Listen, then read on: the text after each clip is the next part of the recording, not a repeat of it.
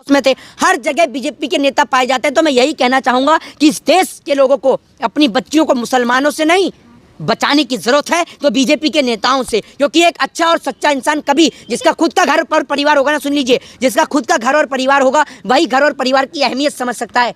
जिसका घर और परिवार ही नहीं है, जिसके बीवी और बच्चे ही नहीं है, वो क्या समझेगा कि एक बच्चे की कीमत क्या होती है। और जब बीजेपी के ऊपर सवाल खड़े होते हैं तो ये लोग, कोई नहीं बोलता, सब चुप हो जाते हैं। लेकिन अगर यही घटना में हाथ अगर किसी मुसलमान का होता तो मैं आपको बताता हूँ, पूरे भारतीय जनता पार्टी के नेता, देश की गोदी मीडिया अब तक खप्पर भर चुकी होती, सड़क पर नंगा नाच हो रहा होता, तांडव हो रहा होता। लेकिन अभी कोई बोलने वाला नहीं है। अपराधियों को हिंदू और मुसलमान की नजर से देखते हैं, जबकि अपराधी का कोई जाति, कोई धर्म और कोई मजहब नहीं होता है। और भारतीय जनता पार्टी की नेता साध्वी प्रज्ञा ठाकुर का आपने स्टेटमेंट सुना होगा, जब बोल रही थी कि छुरियों में धार लगा लो। उत्तराखंड के अंदर जब कांड होता है तब आपकी पार्टी के उसमें नेता पकड़े जाते हैं, ठीक है। जब एक चकला चलाने वाला पकड़ा जाता है उसमें आपकी पार्टी के नेता का नाम होता है। उदयपुर घटना में आपकी पार्टी के नेता का नाम होता है। क्योंकि आप लोग के राज में सबसे ज्यादा हिंदू मरते हैं। इस देश के अंदर मुसलमानों से हिंदुओं को खतरा नहीं है, खतरा बीजेपी के नेताओं से है। और अपनी फूल जैसी बच्चियों को बीजेपी के नेताओं से बचा कर रखें, वरना ये ऐसा ही हाल करते हैं बच्चियों का। जनता चुनकर लाती है हिंदू और मुसलमान के नाम पर। जनता है बेवकूफ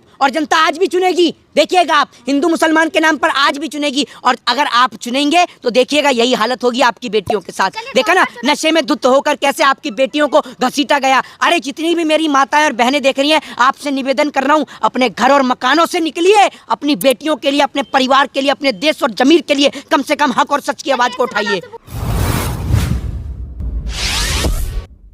एक दिल्ली में एक दर्दनाक घटना हुई, एक लड़की को घसीट के मार दिया जाता है, क्या कहेंगे उस पर? देखिए, मैं आपको बता दूं कि ये देश की राजधानी दिल्ली की या भारत देश की कोई पहली घटना नहीं है।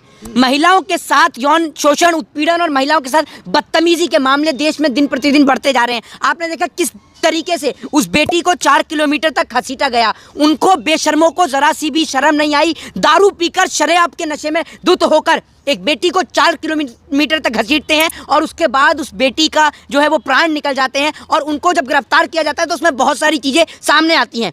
उनमें जो एक अपराधी है मनोज मित्तल, उसका जो है आपने देखा भी होगा कि मंगोलपुरी से भारतीय जनता पार्टी से उसका कनेक्शन भी निकल कर आता है। तो ये लोग जो कह रहे थे आज से 2 दिन पहले, 3 दिन पहले, भारतीय जनता पार्टी की नेता साध्वी प्रज्ञा ठाकुर का आपने स्टेटमेंट सुना होगा, जब बोल रही थी कि छुरियों में धार लगा लो। उत्तराखंड के अंदर जब कांड होता है तब आपकी पार्टी के उसमें नेता पकड़े जाते हैं, ठीक है। जब एक चकला चलाने वाला पकड़ा जाता है उसमें आपकी पार्टी के नेता का नाम होता है। उदयपुर घटना में आपकी पार्टी के नेता का नाम होता है। क्योंकि आप लोग के राज में सबसे ज्यादा हिंदू मरते हैं। इस देश के अंदर मुसलमानों से हिंदुओं को खतरा नहीं है, खतरा बीजेपी के नेताओं से है। और अपनी फूल जैसी बच्चियों को बीजेपी के नेताओं से बचा कर रखें, वरना ये ऐसा ही हाल करते हैं बच्चियों का। इस कांड को निर्भया कांड से भी जोड़ा जा रहा है। बिल्कुल, देश की राजधानी में निर्भया कांड हुआ और उसके बाद अब इस प्रकार कितनी बड़ी घटना देश की राजधानी में हो जाती है। मैं बहुत जल्द जो है वो पीड़ित परिवार से मिलने के लिए जाऊंगा और मिलकर उनसे बातचीत करूंगा। इन जैसे लोगों की तरह नहीं, ये जो फलाना दल और ये दल और वो दल बनाकर बैठे हुए हैं, ये हिंदू की रक्षा का दल, वो रक्षा का दल, कि मिलने भी ना जाए और मुंह से आवाज भी ना निकले। क्योंकि सवाल भारतीय जनता पार्टी के ऊपर खड़े होते हैं ना,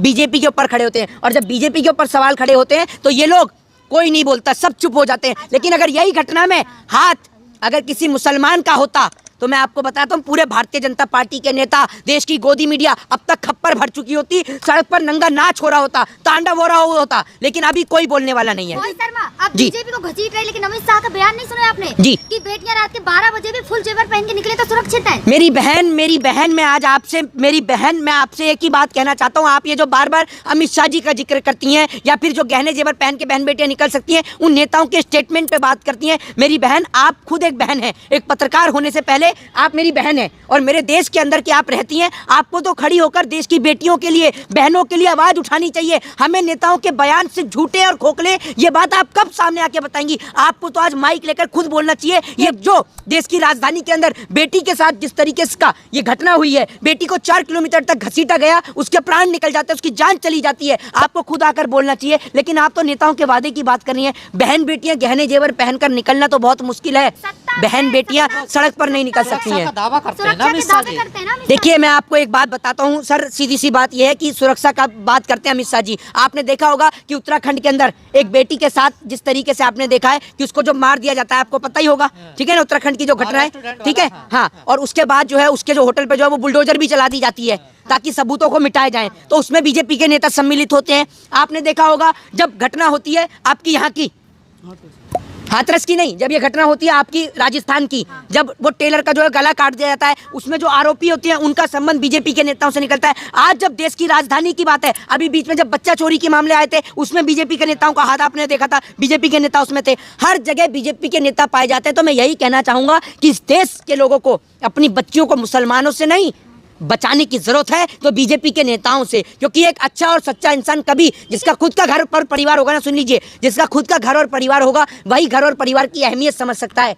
जिसका घर और परिवार ही नहीं है, जिसके बीवी और बच्चे ही नहीं है, वो क्या समझेगा कि एक बच्ची की कीमत क्या होती है। नारी सम्मान, नारी सुरक्षा, बेटी बचाओ बेटी पढ़ाओ, सारे एक बात आप मुझे बताइए, स्मृति ईरानी जब उनकी बेटी के ऊपर आरोप खड़े होते हैं, जब स्मृति ईरानी की बेटी के ऊपर जो उनका जो पब का मामला है वो सामने आता है, तब आपने देखा होगा कि कैसे स्मृति ईरानी तिलमिला उठती हैं, सदन में चिल्लाती हैं, सदन के अंदर बहुत गरजाती हैं। लेकिन जब मामला इस देश की बेटियों का होता है तब स्मृति ईरानी के मुंह से आवाज नहीं निकलती। मैं देखना चाहता हूं क्या स्मृति ईरानी आज सड़क पे आएंगी? क्या स्मृति ईरानी उस पीड़ित परिवार के घर जाएंगी? क्या साध्वी प्रज्ञा ठाकुर उस पीड़ित परिवार के घर जाएंगी? बताइए आप मुझे, है दम बीजेपी के किसी नेता के अंदर? लेकिन स्मृति ईरानी बाल विकास महिला मंत्रालय में है, फिर भी चुप है। अरे महिला बाल विकास मंत्रालय में रहने से कुछ नहीं होता। महिलाओं के लिए किया क्या है जरा ये तो बताइए। वो तो चुप बैठी हुई है ये बताइए। अरे सिलेंडर लेकर सड़कों पर जब उतरती थी, जब दूसरी सरकारों का राज होता था, आज तो बेटियों के साथ बलात्कार हो जाता है। हाथरस में बेटी के साथ बलात्कार हो गया, क्या उतरी स्मृति ईरानी? बताइए आप मुझे। उत्तराखंड में बेटी के साथ में घटना हो गई, क्या उतरी स्मृति ईरानी? बताइए आप मुझे। बीजेपी के लगातार नेताओं के नाम ऐसे आए, कभी हिमालय। देखिए मैं क्या बोलता हूँ आपको, जब श्रद्धा और आफ्ताब का मामला था तब सब लोग जिहाद के लिए उतर गए थे। इस घटना में अगर मुसलमान होते तो इस देश के अंदर तमाम जगहों पर दंगे और फसाद हो जाते। बजरंग दल, विश्व हिंदू परिषद, ये दल वो दल, फलाना हिंदुओं की रक्षा, ये हिंदुओं की रक्षा, मैं हिंदुओं की रक्षा, तू हिंदुओं की रक्षा। अब कोई नहीं आ रहा हिंदुओं की रक्षा के लिए, क्योंकि जब अपराधी हिंदू हों सबके होठ सिल जाते हैं। ये अपराधियों को हिंदू और मुसलमान की नज़र से देखते हैं, जबकि अपराधी का कोई जाति, कोई धर्म और कोई मजहब नहीं होता है। और ये लोग जो गालियों बकने का काम करते हैं ना सोशल मीडिया पे बैठकर, इनके घर के अंदर अगर आपके अंदर दम हो ना और आपका ज़मीर जिंदा हो और वाकई में ही आप एक इंसान की औलाद और अगर आपके अंदर इंसान का ज़मीर है तो आज बोलिएगा उस बेटी के लिए जिस बेटी के साथ देश की राजधानी में इतनी बड़ी दर्दनाक घटना हो गई है। लगातार बीजेपी के मंत्री या फिर विधायकों का नाम ऐसे मामलों में आता रहा है, लेकिन मोदी जी इन सब मामलों में चुप है। मोदी जी क्या बोलेंगे? एक बेटी के साथ बलात्कार हुआ, उसके अंदर नाम किसका होता है? भारतीय जनता पार्टी के एमएलए कुलदीप सिंह सेंगर का। मोदी जी कुछ नहीं करते हैं, सिर्फ पार्टी के लोगों को निकाल निकाल के बाहर खड़ा कर देते हैं बस।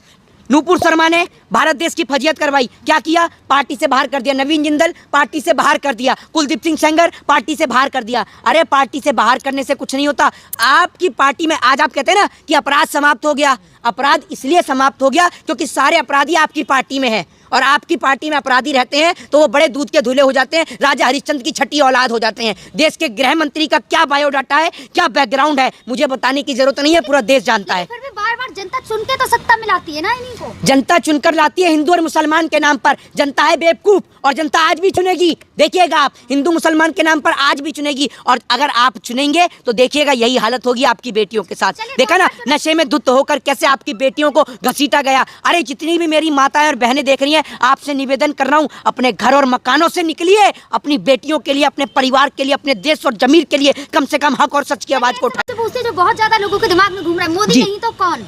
अरे आप एक बात मुझे बताइए, आपके अंदर शर्म नाम की चीज बची है या नहीं बची है? हैं या पत्रकारिता की आड़ में सारी शर्म भी बेच दी आपने? ये बताइए आप मुझे। नहीं, ये सवाल पूछने, ये सवाल का वक्त है आपका? है ये चुनावी? नहीं, सुनिए, ये चुनावी वक्त है आपका? है एक बात आप मुझे बताइए, ये चुनावी वक्त है आपका? आज उस बेटी के साथ इतनी बड़ी दर्दनाक घटना घट गई, उसके परिवार पे क्या बीत रही होगी आपने सोचा है? सुन लीजिए मेरी बात, सुन लीजिए, सत्ता में बीजेपी है।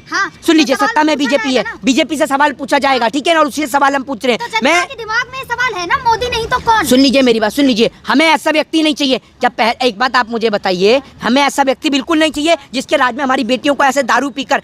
आप एक बात बताइए, वैसे तो आपने गुजरात में शराबबंदी कर रखी है, तमाम जगह पे शराबबंदी कर रखी है, आपकी उस शराबबंदी का फायदा क्या?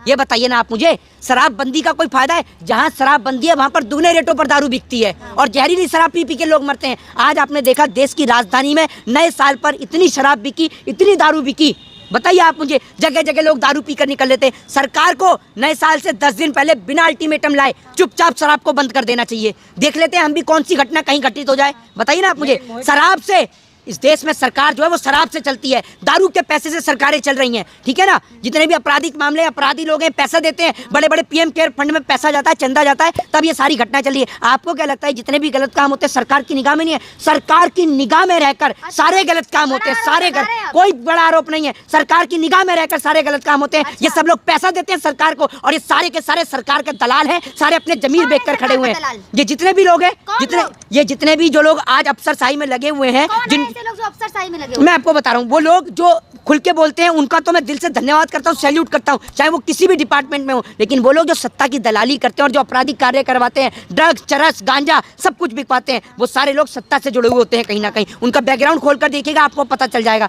सरकार को एक एक चीज़ का पता है, लेकिन मैं यही कहना चाहूँगा, और बहुत जल्द मैं उस पीड़ित परिवार से मिलने जाऊँगा, उस बेटी से मिलने जाऊँगा। जय हिंद, जय भारत। Thanks for watching. मैं हूं शरीफुल शेख। ये वीडियो में अगर आपको इन्फॉर्मेशन मिला तो वीडियो को लाइक कीजिए और ज़्यादा से ज़्यादा शेयर जरूर कीजिए, और इसी तरह की खबर जानने के लिए चैनल को सब्सक्राइब कीजिए, पेज को फॉलो कीजिए और देखते रहिए सच झारखंड टीवी।